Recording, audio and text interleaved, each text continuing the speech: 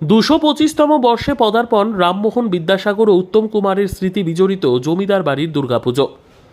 রাজা রামমোহন রায়, ঈশ্বরচন্দ্র বিদ্যাসাগর ও মহানায়ক উত্তম কুমারের স্মৃতি বিজড়িত চন্দ্রকোনার জারা জমিদার বাড়ির দুর্গাপুজো এবছর ২২৫তম বর্ষে পদার্পণ করতে চলেছে। জারার রায়বাড়ির পুজো জোর দমে চলছে পুজো প্রস্তুতি। পশ্চিম মেদিনীপুর জেলার ঘাটাল মহকুমার চন্দ্রকোনা ১ ব্লকের জারা গ্রামের জমিদার বাড়ির রায়বাবুর পরিবার বর্ধিষ্ণু পরিবার হিসেবে আজও পরিচিত। রাজা রামমোহন রায়ের বন্ধু ছিল জমিদার রাজীব লোচন রায়, তাই জারা গ্রামে যাতায়াত ছিল রাজা রামমোহন রায়ের। তেমনি জারা জমিদার বাড়ির সাথে সখ্যতা ছিল ঈশ্বরচন্দ্র বিদ্যাসাগরের। জমিদার পরিবারের আমন্ত্রণে জারা স্কুলের স্থাপনা করেছিলেন ঈশ্বরচন্দ্র বিদ্যাসাগর। তৎকালীন সময়ে জমিদার বাড়িতে বেশ কয়েকবার এসেছিলেন বিদ্যাসাগর, এমনই দাবি বর্তমান জারা জমিদার বাড়ির পরিবারের সদস্যদের। এমনকি জারা জমিদার বাড়িতে মহানায়ক উত্তম কুমার তার অ্যান্টনি ফিরিঙ্গি ছবির শুটিং করেছিলেন, যা অ্যান্টনি ফিরিঙ্গি ছবিতে একটি গানের মাধ্যমে উল্লেখ রয়েছে। সেই গানটি হলো কি করে বললি জগা, জারার গোলক বৃন্দাবন, যেখানে বামুন রাজা চাষি প্রজা, চারিদিকে তার বাঁশের বন। এই জারার জমিদার বাড়িতে কবি গানের আসর বসত। বিখ্যাত কবিয়াল ভোলা ময়রা নাকি এই গান বেঁধেছিলেন, যা অ্যান্টনি ফিরিঙ্গি ছবিতেও তুলে ধরা হয়।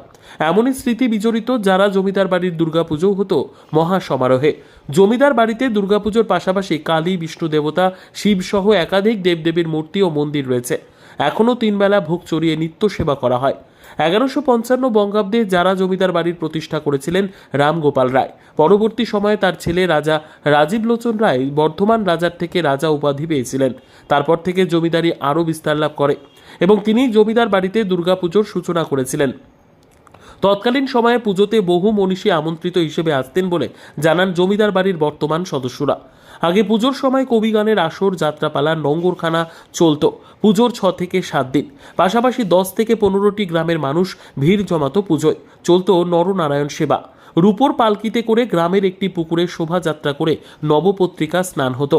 বর্তমানে জমিদারিত্ব নেই, তবে রয়ে গিয়েছে জমিদার বাড়ির বিশাল প্রাসাদ, যা এখন ভগ্নপ্রায়, আগাছায় ঢাকা। জমিদার বাড়ির ২১টি পরিবার এখনও বসবাস করেন, কিন্তু তাদের অধিকাংশই এখন কর্মসূত্রে ভিন রাজ্য বা ভিন দেশে। তবে পুজোর সময় অনেকেই হাজির হয় জমিদার বাড়ির দুর্গাপুজোয়। এবছর যারা জমিদার বাড়ির দুর্গাপুজো আনুমানিক ২২৫তম বর্ষে পদার্পণ করবে। পুজোয় আগের মতো জৌলুস না থাকলেও আগের মতোই সমস্ত রীতিনীতি মেনেই পুজোর আয়োজন হয়ে থাকে।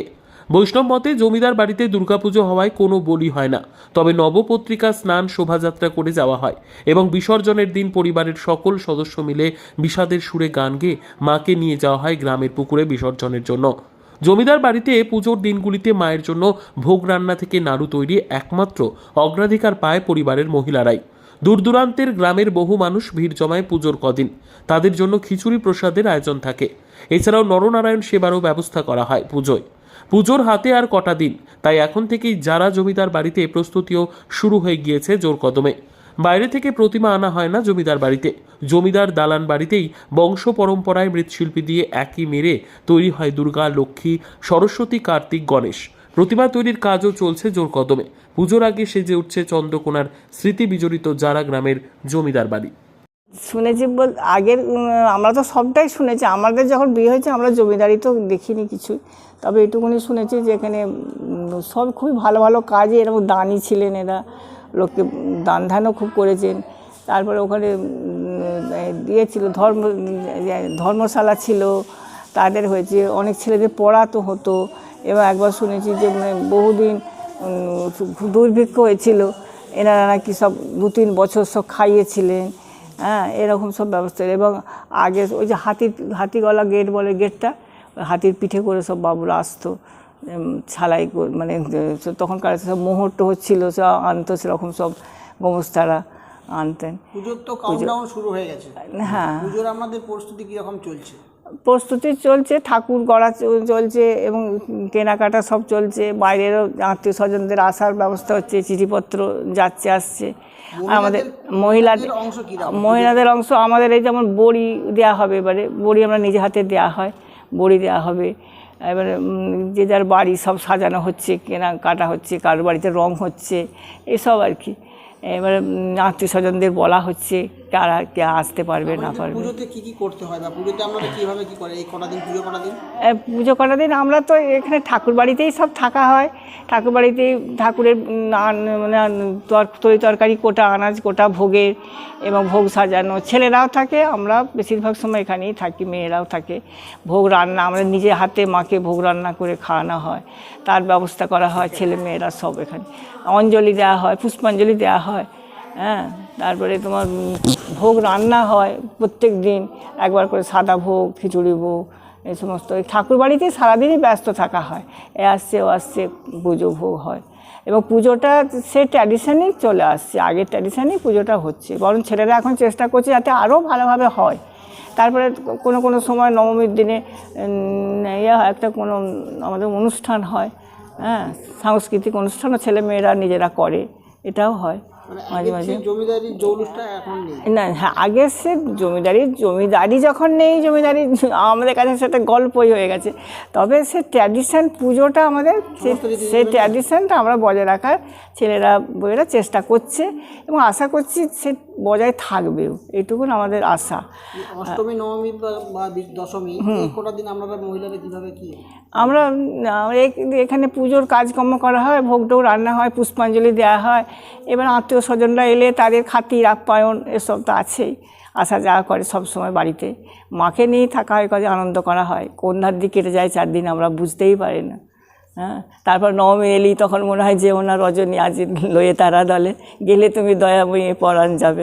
তখন আমাদেরও সেরকম মনে হয় নবমীর দিনে, হ্যাঁ, যে এবারে আজকের দিনটা হলিতে বছর মতো হয়ে গেল। তারপর আবার দিন গুনতে হয় 1 বছরের জন্য।